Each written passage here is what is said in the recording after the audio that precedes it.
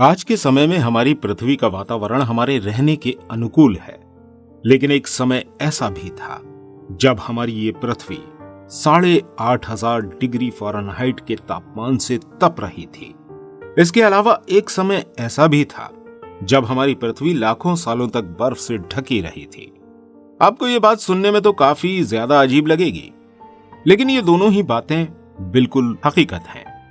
आज की हमारी इस वीडियो में हम आपको पृथ्वी का 4.5 करोड़ साल का सफर दिखाने वाले हैं। वैज्ञानिकों का कहना है कि आज से करोड़ों साल पहले जिस जगह पर हमारा सौरमंडल मौजूद है, वहां धूल और गैस के बादल हुआ करते थे। इन धूल के बादलों से दूर एक तारा भी मौजूद था और धीरे धीरे करके इस तारे की एनर्जी कम होना शुरू हो गई और इस एनर्जी के कम होने की वजह से इस तारे में एक बहुत भयानक विस्फोट हुआ और इस विस्फोट की वजह से अंतरिक्ष में मौजूद धूल एक दूसरे से टकराना शुरू हो गई और बादलों में जो धूल के कण मौजूद थे वह गर्मी और दबाव की वजह से बड़े बड़े उल्कापिंडों में परिवर्तित हो गए। इसके अलावा इन बादलों में जो रेडियो एक्टिव पदार्थ थे, उन्होंने भी प्रेशर की वजह से ग्रेविटी का निर्माण करना शुरू कर दिया और इस ग्रेविटी की वजह से हाइड्रोजन और हीलियम गैस बनना शुरू हो गई और हमारे सौरमंडल में प्रेशर और भी ज्यादा बढ़ गया, जिसकी वजह से दोबारा एक भयंकर विस्फोट हुआ और इसी विस्फोट से जन्म हुआ हमारे सौरमंडल के सूरज का और हमारे सौरमंडल के अन्य ग्रहों का। सूर्य का वजन काफी ज्यादा था, जिसकी वजह से अंतरिक्ष में मौजूद सभी एस्ट्रॉइड सूरज की तरफ अट्रैक्ट होकर उसकी परिक्रमा करने लगे। इसके अलावा हमारी पृथ्वी में भी ग्रेविटी मौजूद थी और इसी वजह से वो एस्ट्रॉइड जो सूरज की परिक्रमा कर रहे थे वो पृथ्वी की भी परिक्रमा करने लगे और सौरमंडल में मौजूद प्रेशर की वजह से ये धीरे धीरे टूटकर हमारी पृथ्वी पर आकर गिरना शुरू हो गए। उस समय हमारे सौरमंडल में थिया नाम का एक और ग्रह मौजूद था।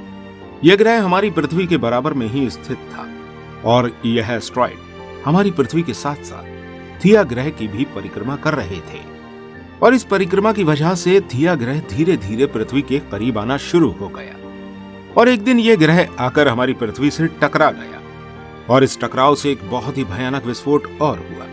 इस विस्फोट की वजह से पृथ्वी के कई सारे हिस्से अंतरिक्ष में फैल चुके थे। अब ये हिस्से भी पृथ्वी का चक्कर लगा रहे थे और पृथ्वी के इन्हीं हिस्सों से चांद का निर्माण हुआ। इस समय में हमारी पृथ्वी पर केवल एक ही समुद्र मौजूद था, लेकिन यह समुद्र पानी का नहीं बल्कि आग का था। इसका तापमान 1900 डिग्री सेल्सियस था और फिर करोड़ों वर्षों के बाद पृथ्वी ने धीरे धीरे करके ठंडा होना शुरू किया। पृथ्वी के ठंडा होने की वजह से पृथ्वी पर मौजूद पृथ्वी के भारी तत्व यानी कि रेडियो एक्टिव एलिमेंट पृथ्वी के केंद्र में जाकर इकट्ठा होना शुरू हो गए और पृथ्वी के हल्के पदार्थों ने पृथ्वी की सतह पर आना शुरू कर दिया। इस समय पृथ्वी पर उल्कापिंडों की बारिश हो रही थी और यह बारिश लाखों साल तक होती रही और इन उल्कापिंडों की वजह से पानी हमारी पृथ्वी पर आया। वैज्ञानिकों का कहना है कि इन उल्कापिंडों के अंदर भारी मात्रा में पानी मौजूद था और इन उल्कापिंडों के पृथ्वी पर गिरने की वजह से ही अपनी पृथ्वी पर पानी आया। फिर लाखों सालों बाद इन उल्कापिंडों की वजह से एक समय ऐसा भी आया जब पृथ्वी की पूरी सतह पानी से ढक गई थी, जिसकी वजह से पृथ्वी की ऊपरी सतह ठंडी हो चुकी थी और पृथ्वी के अंदर मौजूद गर्मी बाहर नहीं निकल पा रही थी। इस गर्मी ने बाहर निकलने के लिए पृथ्वी के वीक पॉइंट्स को ढूंढना शुरू किया और ये गर्मी ज्वालामुखियों के रूप में पृथ्वी से बाहर निकलने लगी। ये ज्वालामुखियां पृथ्वी पर लाखों सालों तक फटती रही। धीरे धीरे पृथ्वी पर जमीन का भी निर्माण होना शुरू हो गया था। हमारी पृथ्वी पर वातावरण मौजूद नहीं था, इसलिए यहाँ भारी मात्रा में उल्कापिंडों की बरसात अभी भी हो रही थी। इस समय तक हमारी पृथ्वी का एक दिन सिर्फ 12 घंटे का होता था। इसके बाद पृथ्वी के इस जल के अंदर जन्म हुआ सूक्ष्म जीवों का। कई सालों के बाद ये सूक्ष्म जीव विकसित होना शुरू हो गए और फिर इन जीवों ने समूहों में रहना शुरू कर दिया। वैज्ञानिकों का कहना है कि आज से लगभग 250 करोड़ साल पहले पृथ्वी पर ऐसे जीवों का जन्म हुआ जो पानी के अंदर रहा करते थे और इस समय पृथ्वी पर ज्वालामुखियों ने फटना कम कर दिया। पृथ्वी पर जन्म लेने वाले माइक्रोबैक्टीरिया ने ऑक्सीजन रिलीज करना शुरू किया और इन माइक्रो बैक्टीरिया की वजह से ही पृथ्वी पर ऑक्सीजन की मात्रा बढ़ने लगी और धीरे धीरे करके इसी ऑक्सीजन की वजह से पृथ्वी पर निर्माण होता है वायुमंडल का।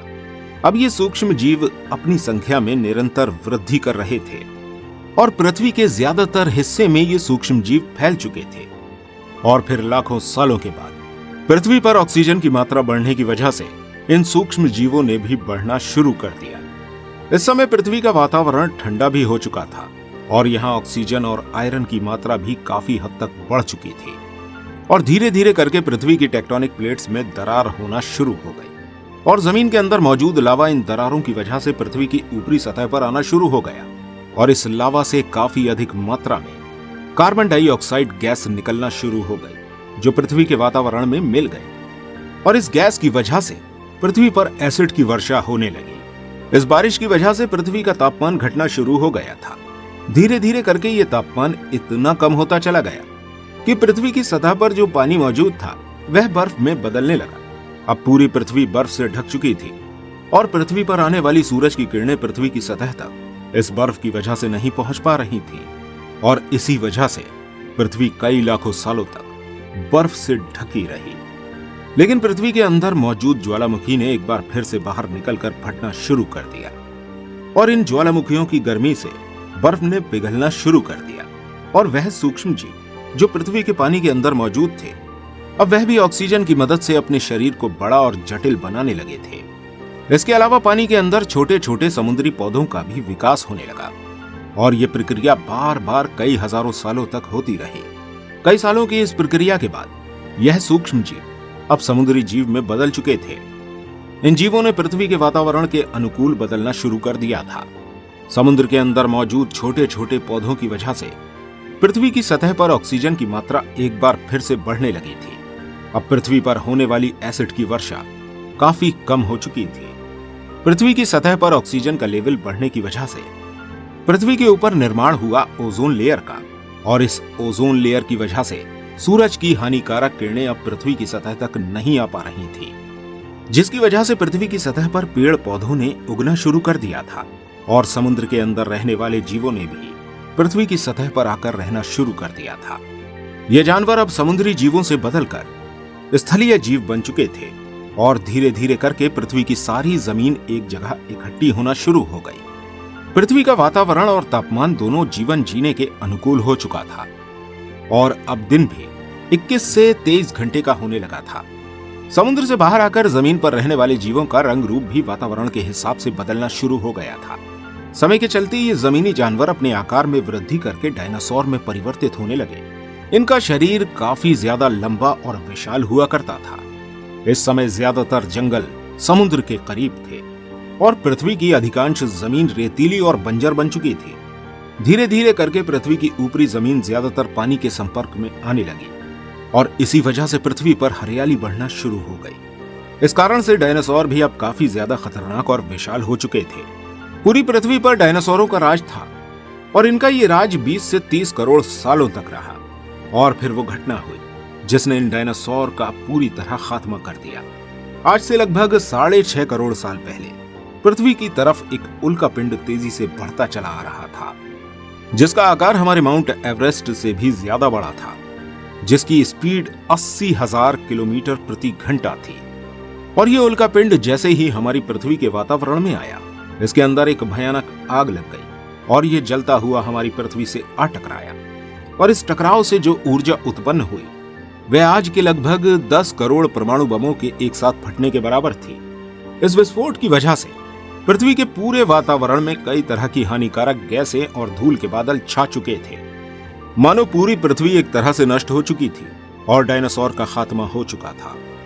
इस विस्फोट में बचे थे तो कुछ छोटे स्तनधारी जीव जो डायनासोर की वजह से जमीन के अंदर रहा करते थे।